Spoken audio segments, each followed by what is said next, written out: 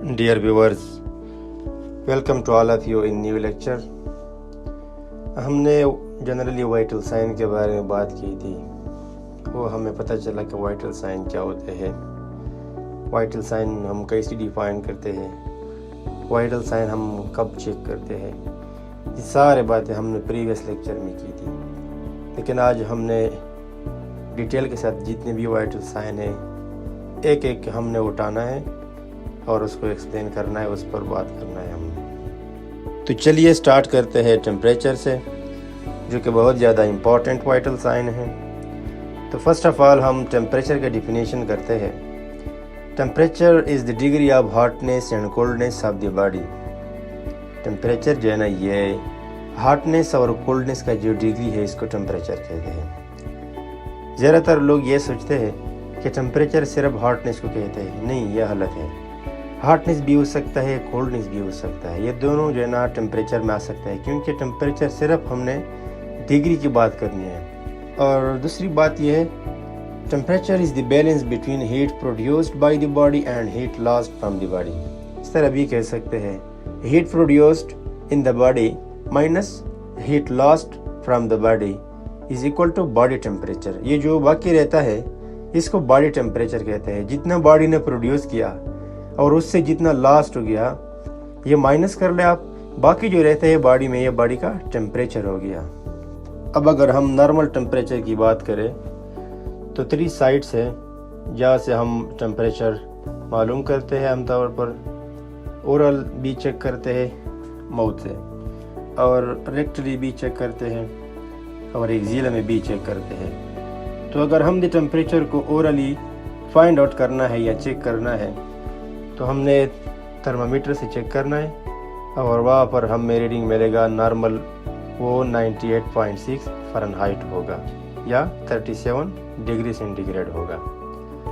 Axilla से अगर हमने फाइंड आउट करना है तो वो 97.6 फ़ारेनहाइट या 36.4 डिग्री सेंटीग्रेड होगा। रेक्टल में अगर हमने चेक करना है टेम्परेचर को तो वो नॉर्मल वैल्यू 99.6 फ़ारेनहाइट होगा या 37.6 डिग्री सेंटीग्रेड होगा। नॉर्मल बॉडी टेम्परेचर का अगर हमने एक रेंज बताना है तो ये फिक्स तो नहीं हो सकते, एक रेंज में हो सकते हैं। तो हम इस तरह भी कह सकते हैं, अगर हम एडल्ट का टेम्परेचर देखते हैं तो वो 36 से लेके 38 डिग्री सेंटीग्रेड तक नॉर्मल रेंज में होगा, या फ़ारेनहाइट में अगर हम देख लें तो वो 96.8 से 100 फ़ारेनहाइट तक ये एडल्ट के लिए बिल्कुल और ये नॉर्मल रेंज है। ओरल में काइंड्स ऑफ टेम्परेचर की अगर बात करें हम तो 2 टाइप्स टेम्परेचर हैं।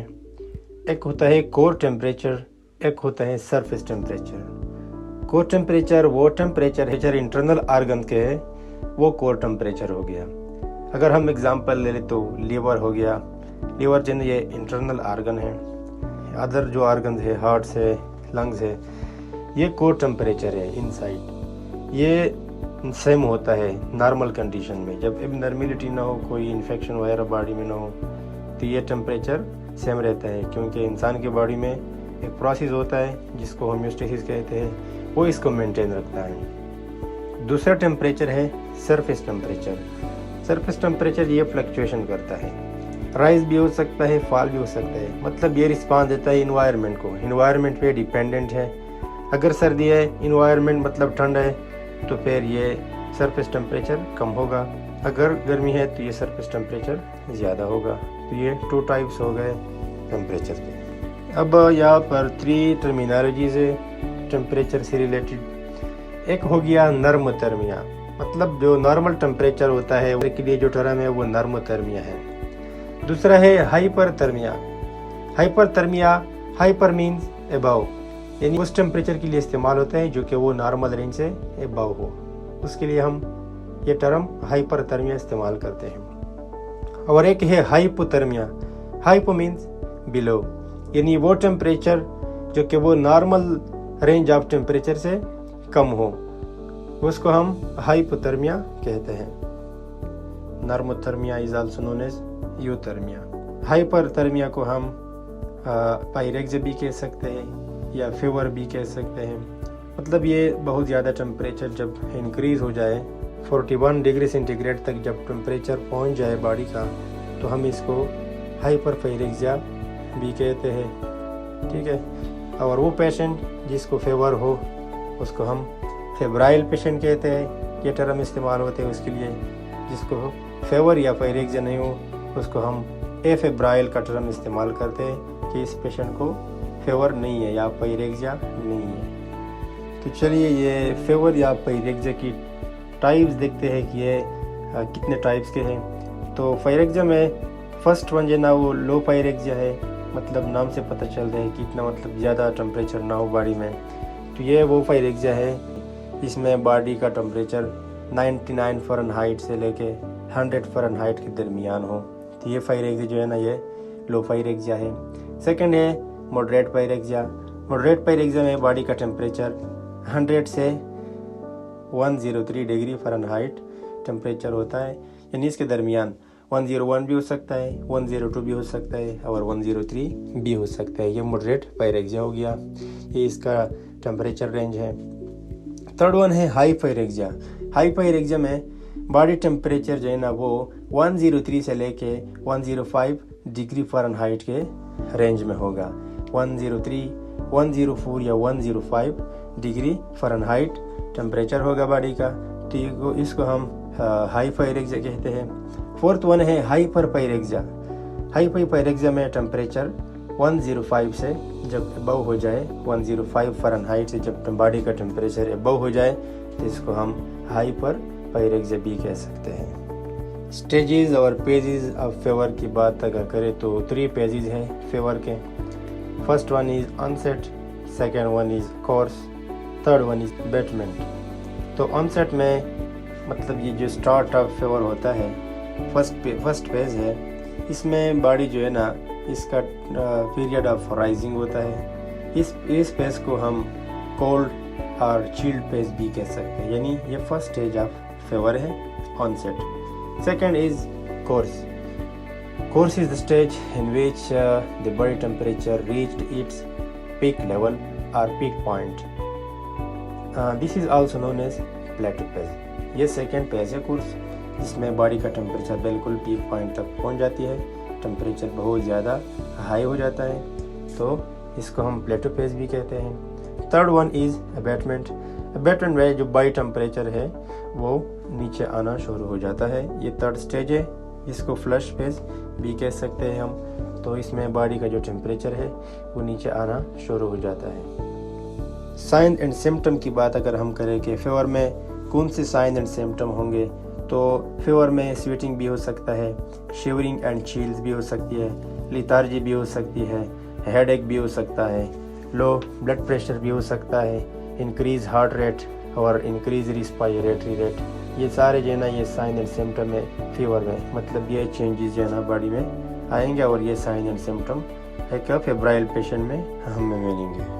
हमने हाइपरथर्मिया की बात की, फीवर की भी बात की, ये सारे हमें अंदाज़ा हो गया। अब अगर हम इसके अपोजिट देख ले, इसके उलट देख ले, तो हाइपोथर्मिया है। हाइपोथर्मिया का मतलब ये है कि बॉडी टेम्परेचर बिलो नॉर्मल। तो ये 3 चीज़ों की वजह से हो सकता है। जब एक्सेसिव हीट लॉस हो जाए बॉडी से, अचानक ज़्यादा हीट लॉस हो जाए बॉडी से, तो फिर ये हाइपोथर्मिया बनता है। और inadequate heat production to contract heat loss, मतलब बॉडी में हीट प्रोडक्शन अच्छी तरह नहीं हो सकता। हीट प्रोडक्शन जो है ना वो कम होता है देन हीट लॉस, यानी इसमें हीट लॉस बॉडी से ज़्यादा हो जाती है और हीट प्रोडक्शन जो है ना ये कम होती है बॉडी में, तो इसलिए भी हाइपोथर्मिया हो सकती है। ये 3 सिचुएशन जो मैं बता रहा हूँ ये हाइपोथर्मिया के लिए है, कि मतलब हाइपोथर्मिया किन किन चीज़ों की वजह से हो सकता है। और इम्पेयरमेंट इन हाइपोथैलेमिक थर्मोरेगुलेशन, हमें ऑलरेडी पता है कि बॉडी का जो थर्मोरेगुलेटर है वो हाइपोथैलेमस है। तो अगर हाइपोथैलेमस में कोई इम्पेयरमेंट या कोई एबनॉर्मैलिटी आ जाए तो फिर भी हाइपोथर्मिया हो सकता है। ये 3 वजूहात है जो हमने बताई आप लोगों को। एक्सेसिव हीट लॉस, अचानक बॉडी से हीट का लॉस हो गया, और दूसरी है इनएडिक्वेट हीट प्रोडक्शन, हीट का जो प्रोडक्शन है वो कम है then heat loss from the body. Third one is impairment in hypothalamic thermoregulation यानी हाइपोथैलेमस में अगर कोई चेंजेस या एबनॉर्मलिटीज आ जाए तो फिर इस वजह से भी हाइपोथर्मिया हो सकता है। क्लिनिकल मैनिफेस्टेशन ऑफ हाइपोथर्मिया अगर हम देख लें तो इसमें decrease body temperature, decrease respiration, feelings cold and chills, pale and cold skin, और यहाँ पर फ्रोस्ट बाइट होगा। जो हाइपोथर्मिया है इसमें फ्रोस्ट बाइट का मतलब ये है कि अगर हम देख ले एक हाइपोथर्मिक पेशेंट को तो उसमें या अगर हम इसका नोज़ देख ले, टिप्स ऑफ द नोज़ या फिंगर्स देख ले या टोज देख ले तो ये जो है ना ये येलो होंगे, तो इसको फ्रोस्ट बाइट कहते हैं। मतलब यहाँ पर ब्लड का सप्लाई नहीं हो रहा, जो टिश्यूज़ है यहाँ पर तो इसमें ब्लड सप्लाई अच्छी तरह नहीं हो रही, तो इस वजह से हाइपोथर्मिक पेशेंट में फ्रोस्ट बाइट भी होगा यानी डिस्कलरेशन ऑफ द स्किन होगा। वहाँ पर यहाँ पर देखना होगा टिप्स ऑफ द नोज़ को, ये फिंगर जो टिप्स है इसको देखना होगा, टिप्स ऑफ द टोज, तो हमें फ्रोस्ट बाइट नज़र आएगा। ये सारे जो क्लिनिकल मैनिफेस्टेशन थे ये हाइपोथर्मिया से रिलेटेड थे जो कि हमने बता दिए। Clinical manifestation related to hypothermia है। अब अगर हम टाइप्स ऑफ हाइपोथर्मिया को देख लें तो हाइपोथर्मिया भी 2 टाइप्स के हैं। एक होता है इंड्यूस्ड हाइपोथर्मिया।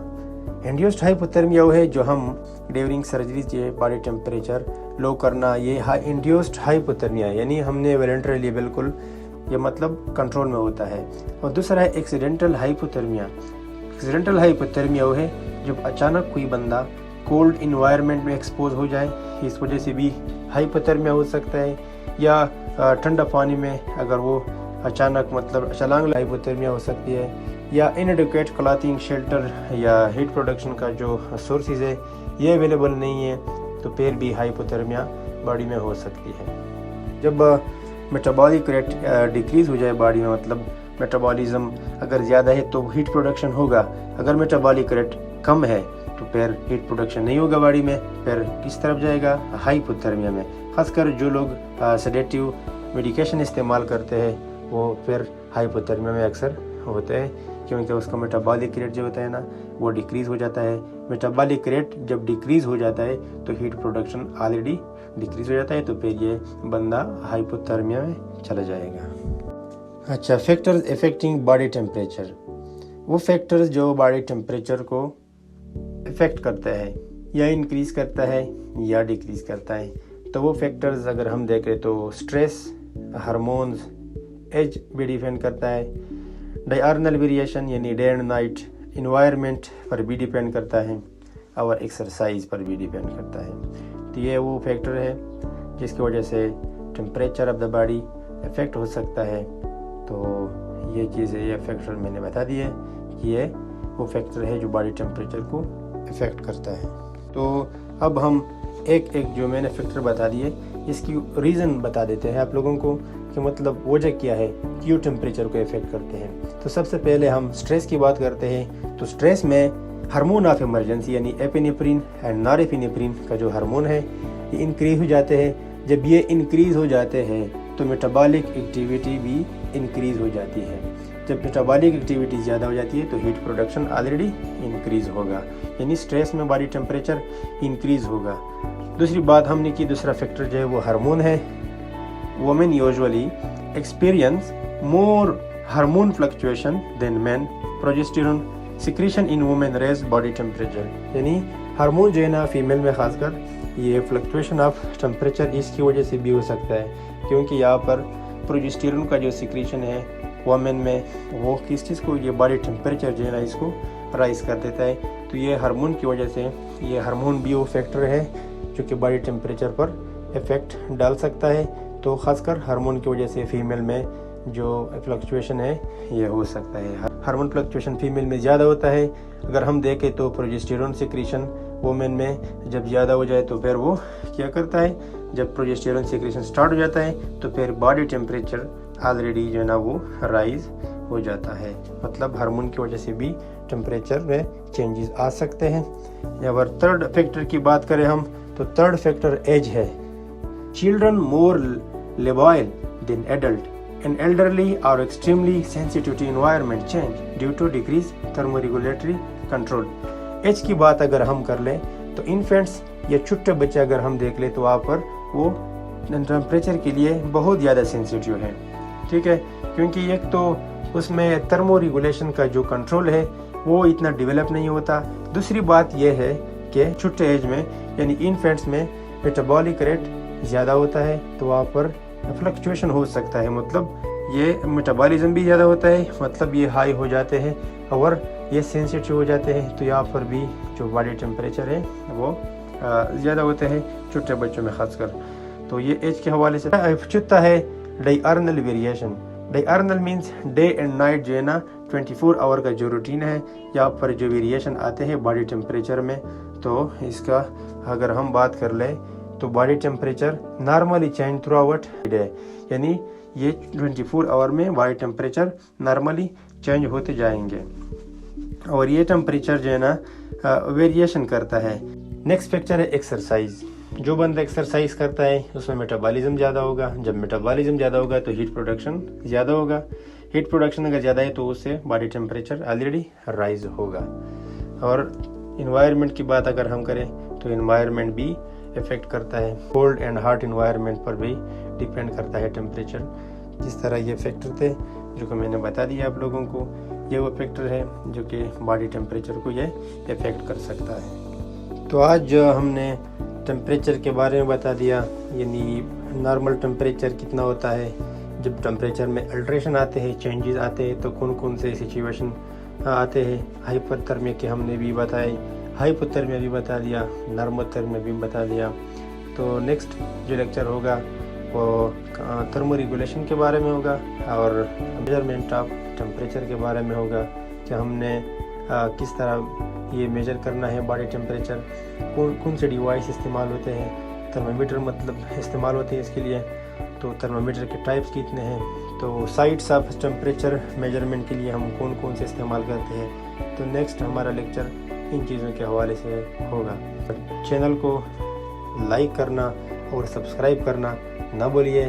नेक्स्ट लेक्चर में इंशाल्लाह हम थर्मो रेगुलेशन और जो डिवाइस इस्तेमाल होता है मेजरमेंट ऑफ टेम्परेचर के लिए भी नेक्स्ट जो लेक्चर होगा वो भी टेम्परेचर के हवाले से होगा, लेकिन ये लेक्चर लेंथी हो जाता है तो इस वजह से मैं इसका सेकंड पार्ट भी बनाऊंगा टेम्परेचर के। तो आज इतना ही काफ़ी है। Thanks for watching. Next lecture में इंशाल्लाह फिर देखेंगे।